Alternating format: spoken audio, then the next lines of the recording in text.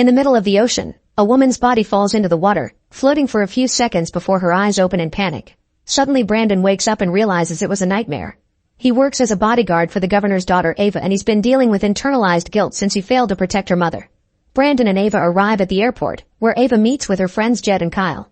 They're going on a trip together, and the boys aren't happy that Brandon is coming too, but Ava explains her father wouldn't have let her come without security. Once they board the plane, Ava and the guys sit in the back for privacy, and Ava can't help noticing it's strange for a flight to have so few passengers. Shortly after they take off, the plane shakes a little bit, but it's considered normal. Moments later the plane starts shaking again, and the engine can be seen heating up. The pilot tells the passengers that they accidentally hit some birds and there isn't anything to worry about. However, soon the plane starts shaking again, and an engine catches on fire. At that moment the pilot asks everyone to fasten their seatbelts, and as everyone starts to fear for their lives, a part of the engine breaks and flies off to hit the side of the plane, killing a passenger. The crack in the wall causes a pressure change and everything starts flying off or shaking inside the plane too, with all the bags falling off and hitting people on the head. Passengers who didn't fasten their seatbelts are pushed off their seats and thrown across the plane even when they try to hold onto other people's hands. In just a few seconds a wall blows off and creates a huge hole on the side of the plane, causing tons of people to fly away to their deaths. Brandon tries to hold onto a floating man, but the wind is too strong and the guy is blown away as well. Another guy tries to hold onto the seats, however the metal can't hold on for much longer and the few seats fall off with the guy still on them. A flight attendant tries to help a guy who is about to fall, only to end up falling with him. After losing most of its passengers, the plane starts falling at great speed and crashes into the ocean, where the water immediately starts flooding it. As Brandon is stabbed by a piece of metal, the seats are pushed forward by the impact and kill many passengers by crushing them. The plane sinks for a few minutes and eventually comes to a stop when it gets stuck on the seabed. Thanks to the plane being stuck in an angle, an airlock is formed at the back, so Ava and her friends plus flight attendant Danilo are alive. However, Kyle has a broken bone in his arm. The group stares at the water, worried about the weird noises they are hearing. Suddenly Brandon comes out, bringing Rosa and her grandmother Marty to the safe area. Marty is unconscious, so Danilo starts doing chest compressions, and after a few minutes of nothing, Marty wakes up. Then Rosa asks about her grandfather, and Brandon has to tell her and Marty that he sadly didn't make it. The group starts to panic, so Brandon immediately takes over leadership to calm everyone down.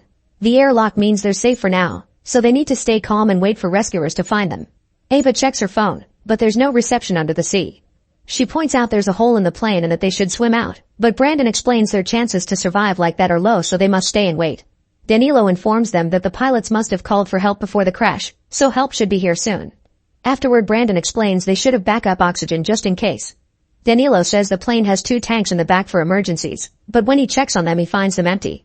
At that moment Marty remembers that one of the passengers had a medical oxygen tank, so Brandon volunteers to jump in to find it. Before he leaves, Marty asks him if to bring her husband's hat. Brandon dives in and swims through the corridor as he checks the passengers who died in their seats. He finds the husband's hat and takes it, not noticing something swimming by the window.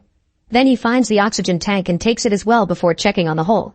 He decides to swim further to search for anything else he can take, and to his shock, he's suddenly attacked by a shark that enters through the hole. The creature immediately bites Brandon and he struggles against it, trying his best to get it off him. Meanwhile the group gets worried because they see the ripples in the water indicating something is going on. Suddenly the ripples disappear and Brandon resurfaces, telling the others to stay back while revealing some severe wounds on his body. Breathing heavily, he hands the others the oxygen tank and the hat before apologizing to Ava. Then he's dragged back into the water and the group sees the shark's tail peek out while the creature eats the poor man. Terrified, the group moves back to hide in the employees area and agrees they should keep on waiting as Brandon says. Then Marty offers to take care of Kyle's arm, explaining she used to be a nurse during wartime and that's how she met her husband. Kyle screams in pain when Marty pushes the bone back into place, and using some thick magazines and bandages, she improvises a splint. Outside, a helicopter is flying near the area in search of the fallen plane. They have priority orders because they know the governor's daughter is among the victims, but for now they don't see anything. Back to the survivors, they hear some creaking and the plane moves for a few seconds, indicating it may fall again at any moment. Jed is starting to get too negative, and Danilo opens the oxygen tank Brandon retrieved. At that moment they see the water getting red and the noises make them realize the sharks have come inside to eat the drowned bodies.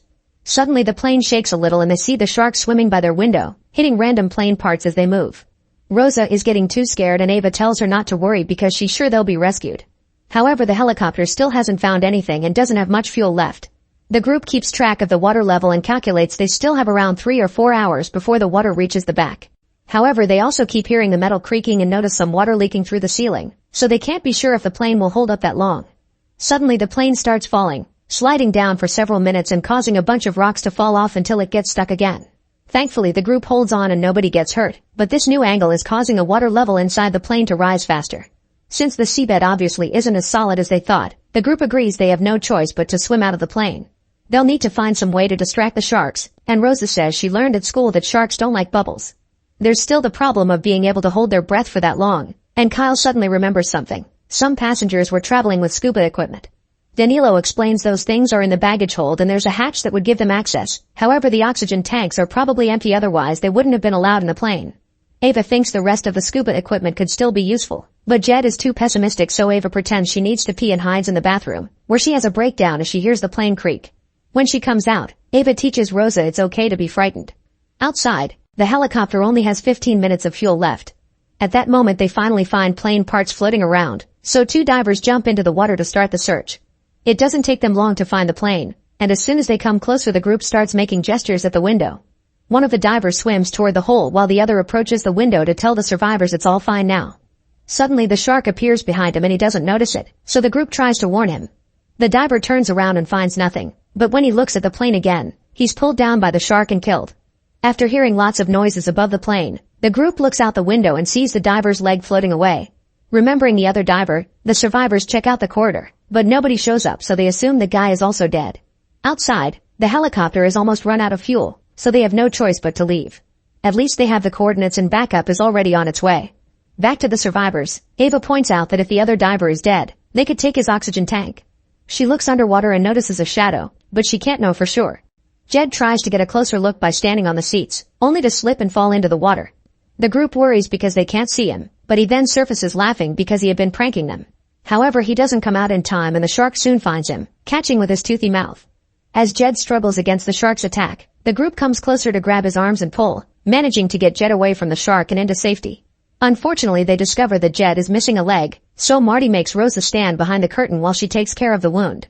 Using some seatbelts, Marty makes a tourniquet to stop the bleeding, and Jed cries when he realizes he won't be able to participate in any more triathlons.